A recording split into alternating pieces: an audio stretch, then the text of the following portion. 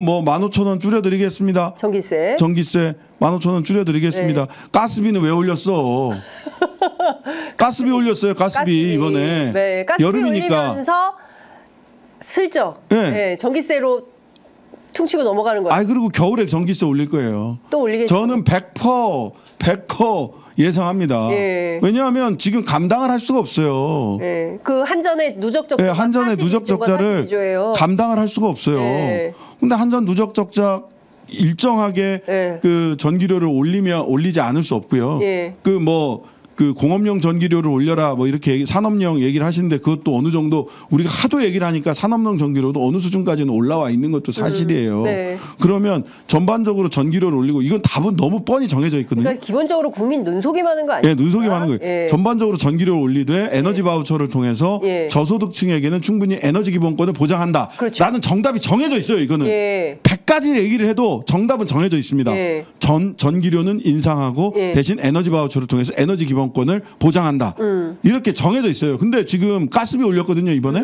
가스비 예. 한여름에 가스비 안 나오니까 눈속임 하느라고 가스비 올리고. 슬쩍 올렸어요. 여름에. 그다음에 이제 겨울 되면 전기료 올려야죠. 이제. 예. 이렇게 갈 거예요. 눈속임 하는 거예요. 금투세도 눈속임 하고 있어요. 무슨 네. 대만 얘기하는데 대만 얘기를 우리나라랑 갖다 댈 수 있는 게 아니에요. 아니잖아요. 전혀. 대만은 지금 금융실명제도 안 돼 있어요. 돼 있는 나라예요. 아주 후진적인 금융 시스템을 가지고 있는 예. 나라예요. 그러니까. 그런데다 갑자기 우리나라 금투세는 뭐 24% 정도 얘기를 하는데 5천만 원 공제하고 그때 석 달 전에 금투세 시작 대만이 석 달 전에 갑자기 50%로 확 해버린 거예요. 그러니까 도저히 이거를 견디지를 못했고 예. 결국은 다시 또 다 올라가고 예. 금투세 대만 시장 지금 지금 다 괜찮아졌거든요. 네네네. 그리고 이번에 금투세 때문에 무슨 뭐 주가 폭락이 폭락한 왔다? 것처럼. 그거 통계 보세요. 그럼 대만은 왜 떨어지고 일본은 왜 왜 떨어지고 떨어졌어요? 미국은 왜 떨어져? 예. 미국 같은 경우는요.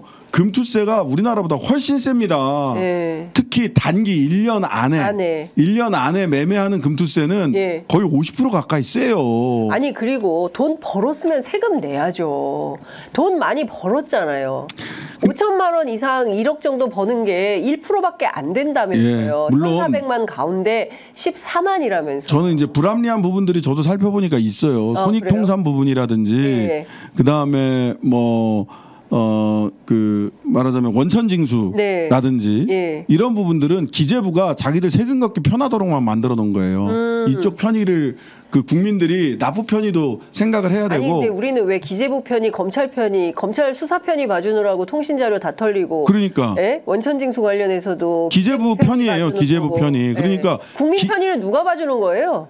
국민의 편의라고 네. 하는 측면에서 손봐야 될 대목은 있지만 기본적으로 금투세에 대해서는 그 소득이 있는 곳에 조세 있다라고 네. 하는 기본 원칙을 가지고 가야 됩니다. 그러니까 조세 형평성이라는 것을 아니 그리고 저는 다 떠나서 뭐 금투세 없애 뭐 종부세 깎아 뭐 무슨 상속세 인하해 뭐 어떻게 하자는 거예요? 그러면 도대체 뭘로 어떻게 하겠다는 건전재정 거예요? 어떻게 하는 거예요? 건전재정 누가 하는 거예요? 건전재정 어떻게 하자는 거예요? 그러니까. 건전재정이라고 얘기를 했지만 소위 윤석열식 건전재정은 한 번도 이루어진 적이 없고요. 계속 세수 적자잖아. 그렇습니다. 세수 적자. 예. 세수 적자가 나면 누가 가장 손해를 보느냐? 예. 가난한 사람들이에요.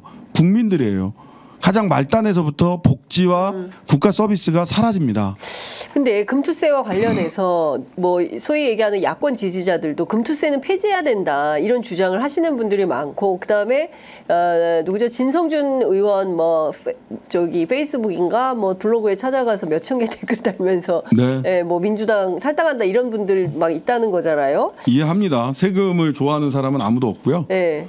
근데 또 이 금투세는 여야 간에 네. 사실 처음에 추경호 원내대표가 냈을 때는 그 지금 5천만 원이잖아요. 네. 2,500이었어요. 그러니까. 2,500. 아니 그리고 이게 여야가 이미 합의했던 거죠. 합의했던 2020년에 거고. 예, 4년 전에 이미 합의해놓고 두 번이나 유예해서. 저는 기재부 그 세금 걷기 편한 쪽으로 해서 손익통산 기간이라든지 5년으로 해놨는데 네. 전체 기간으로 하는 게 맞죠. 5년 안에 5년 뒤에 그럼 손실 날 수 있기 때문에 예. 손익통상 기간이라든지 원천징수해야 된다든지 예. 원천징수해서 일단 떼간 다음에 손실이 나면 내가 손실이 났습니다라는 것을 국민이 입증을 해서 다시 돌려받아야 돼요. 그거 너무 어렵죠. 너무 불편하고 예. 어려운 일이에요. 또 증권회사도 아니, 하나로 요새 가야 AI 된다. 시대에 자동방으로 돌아갈 수 있게 해야 되는 거 아닌가? 하나로 가야 된다. 이런 예. 등등등의 예. 그다음에 사모펀드가 오히려 돈 있는 사람이 더 득을 본다라고 하는 부분도 있는데 이것도 이제 사실은 저도 다 따져봤어요. 구간별로 조금 달라요. 사모펀드별로 조금씩 다르고 그래서 이런 부분들에 의구심이 가게 되는 부분들, 국민들이 불편한 부분들 이런 부분들은 정돈을 하는 게 맞습니다. 그리고 거래세를 유지해도 좋다라고 말씀을 하시는데 저는 거래세는 가장 원시적인 세제거든요. 통행세랑 똑같은 거예요. 인두세. 그러니까, 예. 성문을 한번 통과할 때마다 돈을 받는 거예요. 예. 입장료. 예, 그렇죠. 거래할 때마다 내야 되는 거니까. 그다음에 그런 거는 이제 없애는 게 맞고요. 예. 그다음에 왜냐하면 성문에 성 안에 계속 사는 사람은 큰 돈 가지고 한두 번만 거래해도 되는 사람은 예. 돈을 덜 내도 돼. 예. 근데 성 바깥에 살면서 성 안에 들어가서 일해야 되는 사람 아침 저녁으로 들락날락 거려야 됩니다. 그럼 그런 계속 사람들이 내야 되잖아요. 거래세를 계속 내고 있는 거예요. 인두세랑 다를 바가 없어요. 심각한 그런 거죠. 세금은 없애는 게 맞습니다. 네. 또는 줄여 나가는 게 맞죠. 그런데 소득이 있는 곳에 소득을 과세해야 된다는 원칙은 저는 지켜져야 된다고 생각을 하고요. 네. 그런 측면에서 보자면 조금 우리가 그러면 우리 자본시장이 잘못해서 어떻게 되는 거 아니냐. 네. 근데 우리나라 자본시장이 먼저 빠져나간다 뭐 이런 네. 얘기를 하는데 그거는 이제 선수들한테 물어봐도 그렇습니다.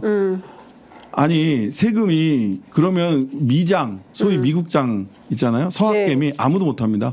세금 제일 많이 내는 데가 미국장이에요. 투자 가치가 있으니까 가는 거예요. 네. 돈이 되니까 그쪽으로 가는 겁니다.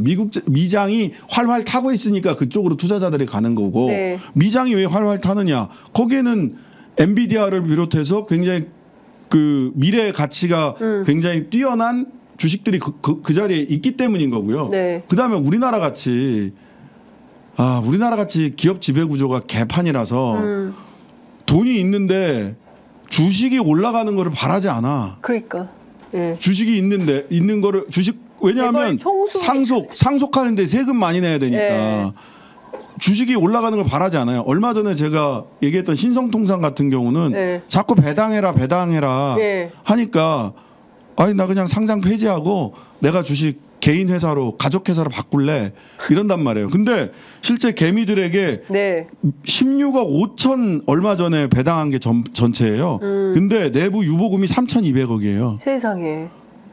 근데 이걸 2,300원에 전부 다 3,000원, 4,000원에 산 사람들도 있는데 네. 2,300원에 공개 매수하겠다는 거예요. 그러니까 매수가 되나? 그렇죠. 안 팔렸어요. 네. 근데 또 추가로 매수하고 추가로 매수를 하고 할 수 있을지 모르겠는데 네.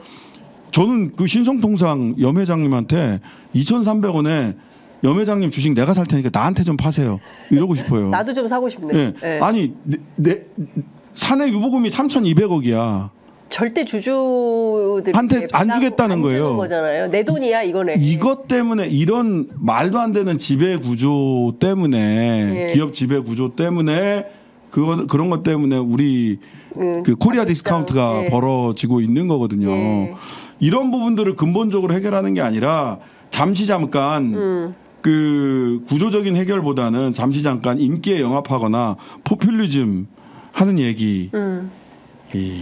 심각합니다. 예, 포퓰리즘입니다. 예, 저희 지금 뭐 세관마약 사건도 좀 다뤄봐야 되는데 지금 59분 24초 지나고 있어서 짧게만 말씀을 좀 듣고 TMF 사태도 좀 짚어봐야 되는 정무위 현안이어가지고 네, 시간이 네. 없어가지고 이제 마무리해야 될 것 같네요. 벌써 예. 몇 시가 됐네요. 예, 오늘 저희가 시리아 방송되고 하다 보니까 시간이 너무 빨리 갔어요. 정말.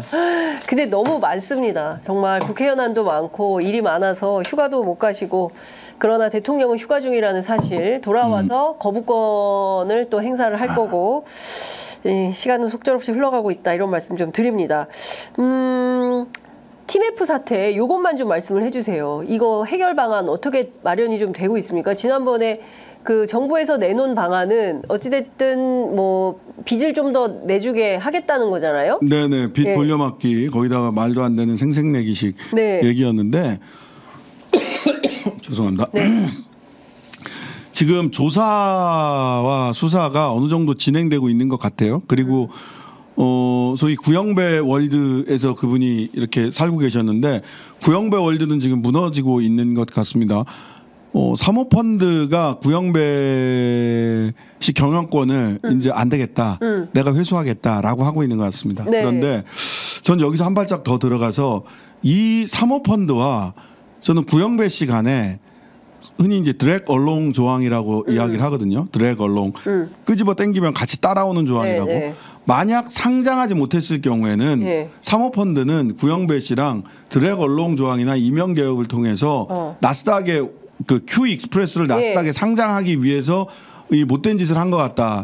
그 자기 밑에 자회사들의 돈을 Q 익스프레스나 Q10 쪽으로 다 끄집어 당기고 뭐 다른 회사 사는데도 쓰고 한 것 같다라고 말씀드렸잖아요. 네.